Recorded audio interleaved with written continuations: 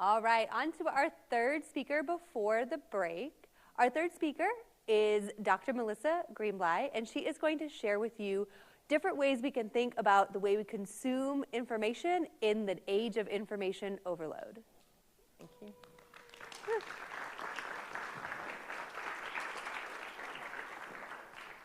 Good evening. Hopefully my mic is on there. You all can hear me. I feel like I need to explain my notes. I was laughing because these guys were amazing. I said, so remember as an anchor, right? I have a teleprompter, I've got a producer in my ear, and a technical director who's moving things forward. So I still get nervous when I'm in front of an audience, so bear with me. So Walter Lippmann is writing in the early part of the 20th century, before television, social media, and all of those things. But in his influential book, Public Opinion, he introduces this idea of the pictures in our heads to explain the way that we rely on shortcuts to help us make sense of the things that maybe we haven't experienced for ourselves. And these shortcuts are informed by our own cultural background, our socialization, societal norms, and our previous experiences. They're constructed and they're reinforced through our media consumption, okay? And they are the building blocks of stereotypes. Media literacy, broadly defined, is the ability to critically access, analyze, evaluate, and act upon the plethora of information that we absorb through a multitude of sources on any given day. Additionally, being media literate involves the ability to recognize the ways media can mold our perceptions of individuals and issues, potentially informing our thoughts and our opinions about those same things.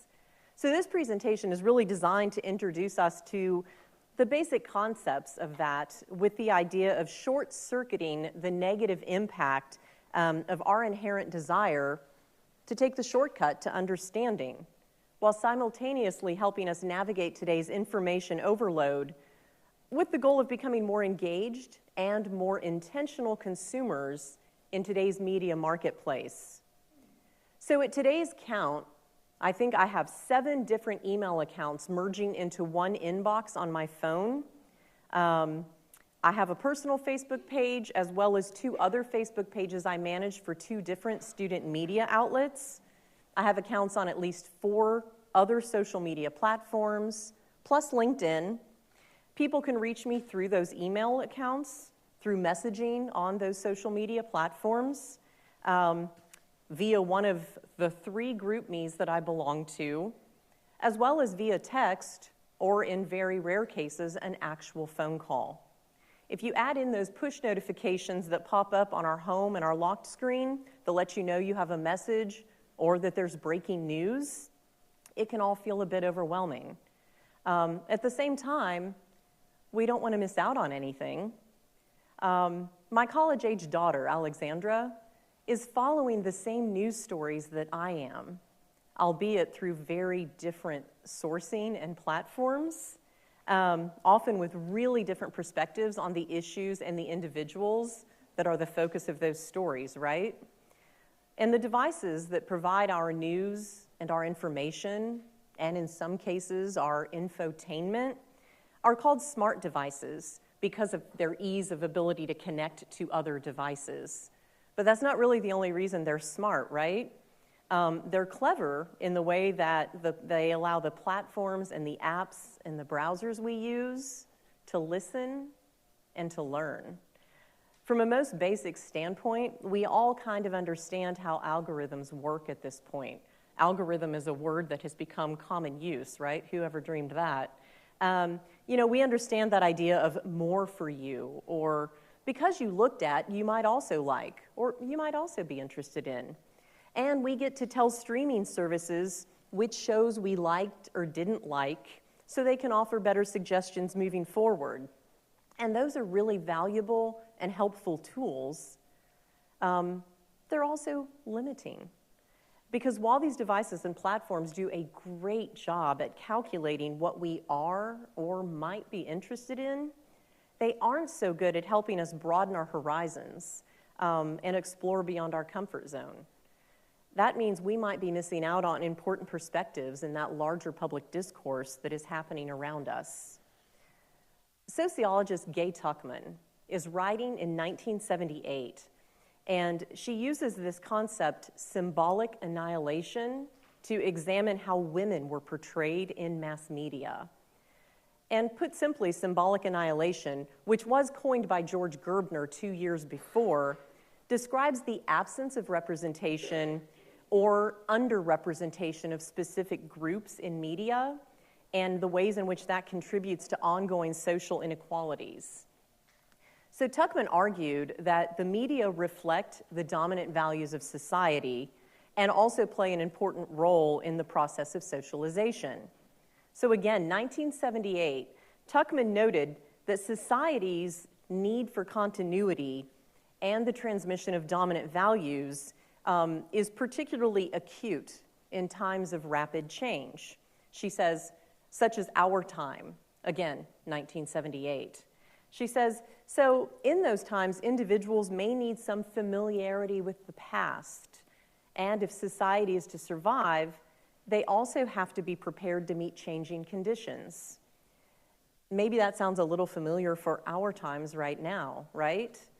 So Tuckman found 3 specific ways that this symbolic annihilation works: omission, trivialization, and condemnation.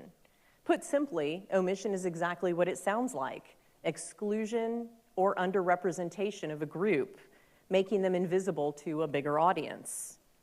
Trivialization is to portray a group in a stereotypical or an unimportant role, diminishing their significance. And condemnation is to actively criticize or vilify a group with the goal of punishing those members of those groups who break traditional societal norms. And all of those processes are tied very closely back to Lippmann's pictures in our head, shortcuts to making sense of the world around us. And I've observed and analyzed all of those processes in my research on representation of Indigenous individuals, issues, and communities in news and other media. So then how do we shortcut those shortcuts? Well, I think with intentionality most of all. When wildfires in the Northeast and California and even Canada were making headlines nationwide, there was also a fire on Navajo Nation in Arizona.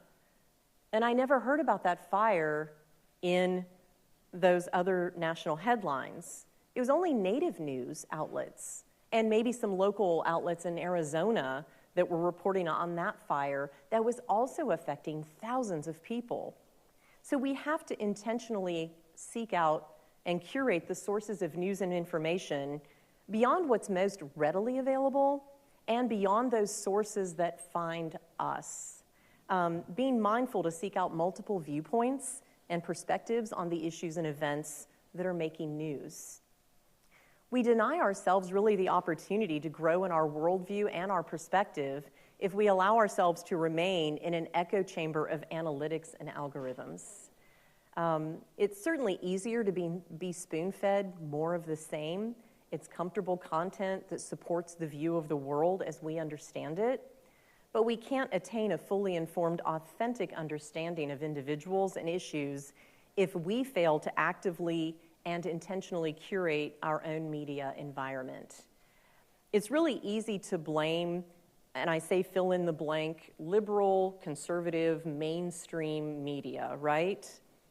But as media platforms multiply and diversify and offer a more individualized experience, it really is also necessary for us to accept some responsibility to curate the information coming at us in a way that allows us to short-circuit those shortcuts and go beyond a meme-based understanding of the world around us to build more authentic and fully informed pictures in our heads as we seek to inform our thoughts and opinions about the individuals and the issues that are making news in our notifications and across our social media platforms of choice.